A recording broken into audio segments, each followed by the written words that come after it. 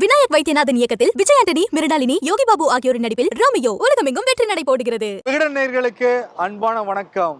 சென்னையில முக்கியமான 3 தொகுதிகள், வட சென்னை, மத்திய சென்னை, தென் சென்னை.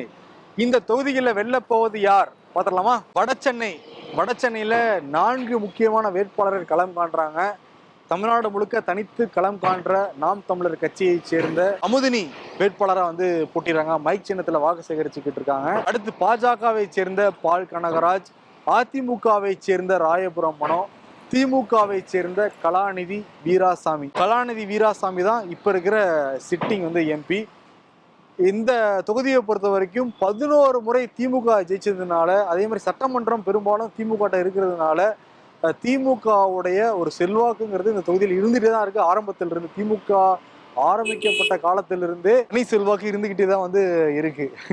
வேட்பாளர் அப்படிதான் பிரச்சாரத்துக்கு போயிட்டு வந்துட்டு இருக்காங்க. திமுக மேல அதிருப்தி இருந்தா கூட இந்த வேட்பாளர் மேல குறைவான அதிருப்தியா இருக்குங்கிறாங்க. அவருடைய பிரச்சாரங்கள் இதெல்லாமே மக்கள் எடுபடுதுங்கிறாங்க. இதெல்லாம் தாண்டி வேட்புமனு தாக்கல் பண்றப்பவே திமுகவுக்கும் அதிமுகவுக்கும் ஒரு முட்டல் முதல் போக்கு நிலவுச்சு.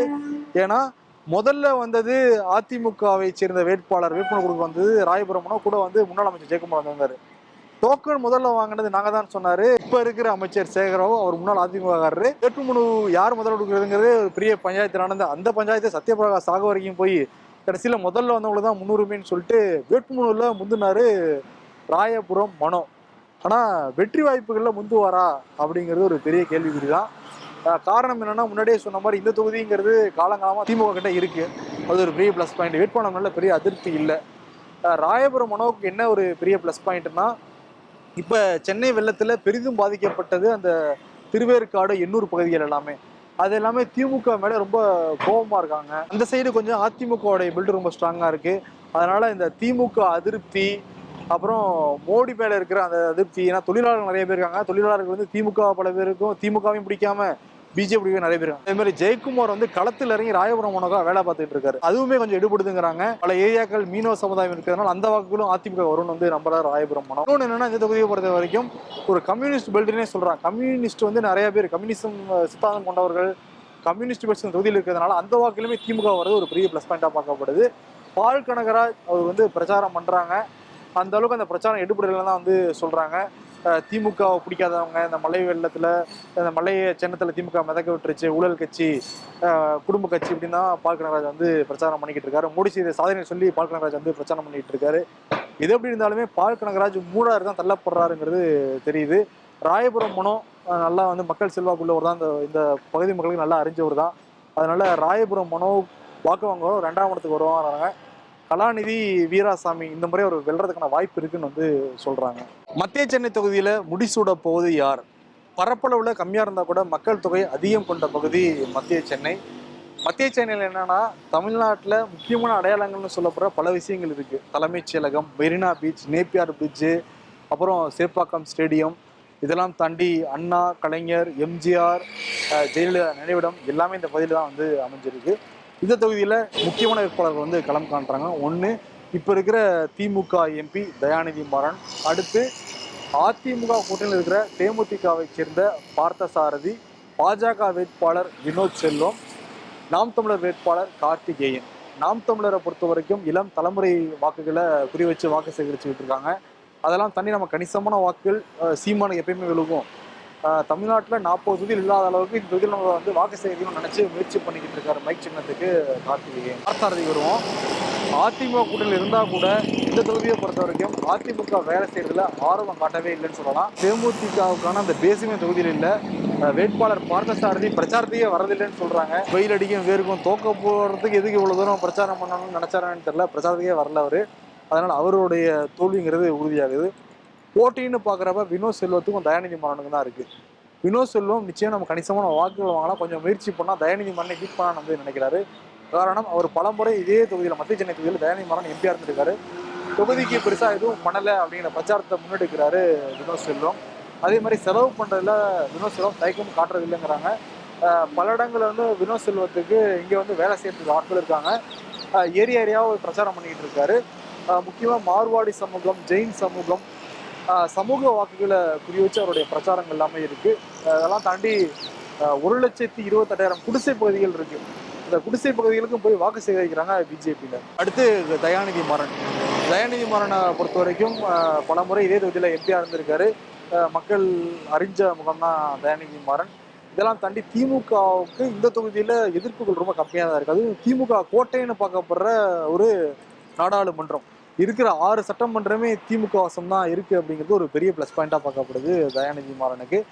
சிறுபான்மையினர் வாக்குன்னு சொல்லக்கூடிய பகுதிகள் திருவல்லிக்கேணி, 1000 விளக்கு, இந்த பகுதியிலிருந்து கணிசமான வாக்குகள், பாதிக்கு மேல வாக்குகள் உறுதியா திமுக விழுந்துட்டே தான் இருக்கும். அது இந்த முறை நிச்சயம் விழுகும் அப்படின்னு நம்புறாரு தயாநிதி மாறன். தொகுதிக்கு நான் நிறைய பண்ணியிருக்கேங்கிறாரு. ஆரம்பத்துல பிரச்சாரங்கள் வந்தப்ப தயாநிதி மாறனுக்கு எதிர்ப்புலாம் இருந்துச்சு. எதிர்ப்புகள் இருக்க தான் செய்யும். ஏன்னா சிட்டிங் எம்பிங்கிறப்ப எதிர்ப்புகள் இல்லாமல் எப்படி நம்ம சமாளிக்க முடியும்? ஆனா நம்ம ஜெயிச்சலாம் நம்புறாரு தயாநிதி மாறன். இப்ப களத்தை பொறுத்த வரைக்கும் காம்படிஷன்ல ஏடிஎம்கே கூட்டணி இல்லாததுனால நாம் தமிழர் கணிசமான வாக்குகளை பிரிப்பாங்க அப்படிங்கிறதுனால மோடிக்கு எதிர்ப்பு இருக்கும், திமுகவுடைய கோட்டை அப்படின்னு சொல்லப்படுறதுனால தயாநிதி மாறனுடைய அந்த கைங்கிறது இங்க ஓங்கிதான் இருக்கு. அதனால தயாநிதி மாறன் இந்த தொகுதியில உறுதியா வெல்வார்னே சொல்றாங்க. தென் சென்னை தொகுதியில வெல்ல போவது யார்? தமிழ்நாட்டிலேயே அதிக மக்கள் தொகை கொண்ட தொகுதினா அது வந்து தென் சென்னை தான். 20 லட்சம் வாக்காளர்கள் இருக்காங்க. அதுல ஒரே சட்டமன்றத்துல மட்டும் 6 லட்சம் வாக்காளர்கள் இருக்காங்க. அது சோழிங்கநல்லூர் பகுதி. சரி, களத்துல யார் யார் வேட்பாளர் நிற்கிறாங்கன்னு பார்க்கலாம். திமுகவை சேர்ந்த தமிழச்சி தங்கப்பாண்டியன் இப்போ இந்த தொகுதிக்கு அவங்க தான் எம்பியா இருக்காங்க. 2வது அதிமுகவை சேர்ந்த ஜெயவர்தன். 3வது பாஜகவை சேர்ந்த தமிழிசை சவுந்தரராஜன். நாம் தமிழர் கட்சியை சேர்ந்த தமிழ்ச்செல்வி. தமிழ்ச்செல்வியை பொறுத்த வரைக்கும் கணிசமான வாக்குகளை வாங்கணும்னு சொல்லிட்டு முதல் தலைமுறை வாக்குகளை ஃபோக்கஸ் பண்ணிட்டு மைக் சின்னத்துக்கு எல்லா ஏரியாக்களும் போய் வாக்கு சேகரிச்சுட்டு இருக்காங்க. நல்ல ஒரு பிரச்சார வாகனத்தை வந்து ரெடி பண்ணிட்டு மைக் சின்னத்தை தூக்கி பிடிச்சிட்டு சீமானுடைய அந்த பேச்சுகளெல்லாம் ஒளிபரப்பிக்கிட்டு நிறைய வாக்குகள் வாங்கி நம்ம கெத்து கடணும்னு நினைக்கிறாங்க தமிழ்ச்செல்வி. உறுதியா இந்த தொகுதியில நாம் தமிழர் கணிசமான வாக்குகளை வாங்குவாங்க. தமிழிசை சவுந்தரராஜன் 2 மாநிலத்துல கவர்னராக இருந்து எல்லாத்தையும் ராஜினாமா பண்ணிட்டு இந்த தொகுதியில வந்து களம் காண்றாங்க. அவங்களுக்கு ஏற்கனவே மக்கள் மத்தியில நல்ல அறிமுகம் இருக்கு. அதெல்லாம் தாண்டி முன்னாடி வந்து பாஜகவுடைய மாநில தலைவராகவும் இருந்திருக்காங்க. தாமரை மலர்ந்தே தீரும் அப்படின்னு கோஷம்னாலே தமிழிசை சவுந்தரராஜன் தான் ஞாபகம் வருவாங்க. இந்த தொகுதியில் வந்து பிஜேபியோடைய நிர்வாகிகள் பல பேர் தமிழிசை சவுந்தரராஜனுக்கு ஆதரவாக பிரச்சாரம் மேற்கொண்டு இருக்காங்க. தமிழிசை சவுந்தரராஜனும் நேரங்காலம் பார்க்காம எல்லா ஏரியாக்கள்லையும் வாகனத்தில் மட்டும் என்ன பிரச்சாரம் பண்ணாம நடந்து போய் களத்தில் இறங்கி வீதி வீடாக போய் வாக்கு சேகரிச்சுக்கிட்டு இருக்காங்க தமிழிசை. தமிழிசைக்கு ஆதரவாக பிரதமர் மோடியே வந்தாரு, இங்க வந்து ரோட் ஷோலாம் பண்ணியிருந்தாரு டி நகர் பகுதியில. இது எல்லாமே தமிழிசை சவுந்தரராஜனுக்கு ஒரு ப்ளஸ் பாயிண்டா பார்க்கப்படும். அதெல்லாம் தாண்டி ஒரு பெண்ணு இறங்கி வேலை செய்வாங்க, ஒரு எளிமையா அணுகக்கூடிய ஒரு நபருங்கிற மாதிரி தமிழிசை சவுந்தரராஜன் மக்கள் வந்து நினைக்கிறாங்க. அடுத்து வந்து ஜெயவர்தன் 2014 நாடாளுமன்ற தேர்தல் நடந்தப்ப தென் சென்னை தொகுதியுடைய எம்பியா வந்து இருந்தவர். அதனால தொகுதியை பத்தி அக்குவர் அனைவரே எல்லாமே ஜெயவர்தனுக்கு வந்து தெரியும். அவருமே வந்து காலையில் 5 மணிக்கு ஆரம்பிச்சாரா நைட்டு 10 மணி வரைக்கும் வந்து பிரச்சாரம் மேற்கொண்டுகிட்டு இருக்காரு. அவருக்கு ஆதரவாக அதிமுகவுடைய எம்எல்ஏ கேபி கந்தன் வந்து வேலை பார்த்துக்கிட்டு இருக்காங்க. இதெல்லாம் தாண்டி வந்து ஜெயக்குமாரோடைய ஃபுல் ஃபோக்கஸுமே வடசென்னையில் இருந்தால் கூட மகனுக்கு ஆதரவாக ஒரு முறை கூட தென் சென்னை தொகுதியில் ஜெயக்குமார் முன்னாள் அமைச்சர் பிரச்சாரத்துக்கு வரவே கிடையாது. காரணம் என்னன்னா, வடசென்னையில் நான் வந்து ஃபோக்கஸ் பண்ணுறேன், ஊராறு பிள்ளை ஊட்டி வளர்த்தா என் பிள்ளை தானாக வளருங்கிற மாதிரி சில ஆலோசனை சொல்கிறாரு, சில ஸ்ட்ராட்டஜிக்கெலாம் வகுத்து கொடுக்குறாரு மகனுக்கு. மகனும் வந்து நான் பார்த்துக்கிறேன், நான் உறுதியாக ஜெயிப்பேன்னு வந்து நம்பி களத்தில் நிற்கிறாரு ஜெயவர்தன். ரெட்டலைக்கும் கணிசமான வாக்குகள் தென் சென்னை தொகுதியில் இருக்கு.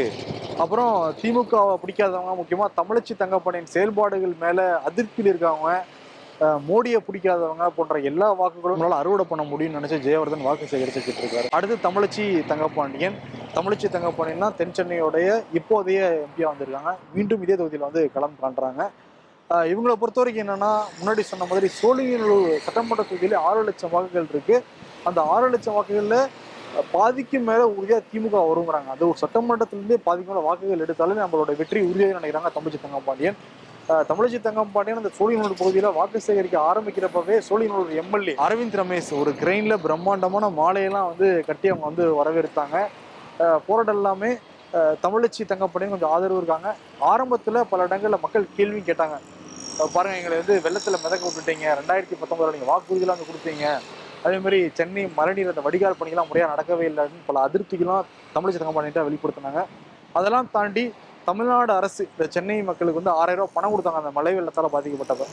அது எல்லாமே திமுக சதம் வரும்னு நினைக்கிறாங்க. அப்புறம் வந்து பெண்களுக்கு கட்டணமில்லா பேருந்து, தென் சென்னை பகுதியில் அந்த 1000 ரூபா கலைஞர் மகளிர் உரிமை தொகை நிறைய பேர் போயிருக்கிறாங்க. அதனால அதனுடைய வாக்குகள் இதெல்லாம் சேர்ந்து மோடியுடைய எதிர்ப்பு வாக்குகள், அதிமுக பிளவுபட்டிருக்கிறதுனால அந்த வாக்குகள் இதெல்லாத்தையும் சேர்த்து நம்ம கணிசமான வாக்குகளை வாங்கி 2019 ஜெயிச்ச மாதிரி உறுதியாக இந்த முறையும் ஜெயிக்கலாம்னு நினைக்கிறாங்க தமிழிசை தங்கப்பாண்டியன். இப்போ இந்த தொகுதி 4 முக்கியமான வேட்பாளர் இருந்தால் கூட மும்முனை போட்டியை தான் வந்து பார்க்கப்படுது. ஏன்னா தமிழிசை சவுந்தரராஜன் முக்கியமான ஆளு, ஆல்ரெடி எம்பியா இருந்தவர் ஜெயவர்தன், இப்போ இருக்கிற எம்பி தமிழிசை தங்கப்பாண்டியன், 3 பேர் கடுமையாக போட்டி இருந்தா கூட இப்போதைக்கு கொஞ்சம் லீடிங்ல இருக்காங்க தமிழச்சி தங்கப்பாண்டியன். இப்போ இந்த தென் சென்னை களம் தமிழச்சி தங்கப்பாண்டியனுக்கு ஆதரவாக தான் இருக்கு.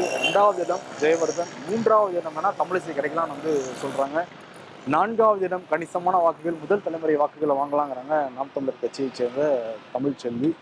பொறுத்திருந்து பார்க்கலாம். சென்னையை பொறுத்த வரைக்கும் 3 முக்கியமான தொகுதிகள், வட சென்னை, மத்திய சென்னை, தென் சென்னை, 3 தொகுதிகளுடைய கள நிலவரத்தையும் பார்த்தோம். இந்த 3மே இப்போதைக்கு திமுக வாசம் தான் இருக்கு. முடிவு ஜூன் 4 தெரிய வரும். நன்றி. விநாயக் வைத்தியநாதன் இயக்கத்தில் விஜய் ஆண்டனி, மிருணாளினி ரவி, யோகி பாபு ஆகியோரின் அட்டகாசமான நடிப்பில் குடும்பங்கள் கொண்டாடும் ரொமான்டிக் காமெடி திரைப்படம் ரோமியோ உலகமெங்கும் வெற்றி நடை போடுகிறது.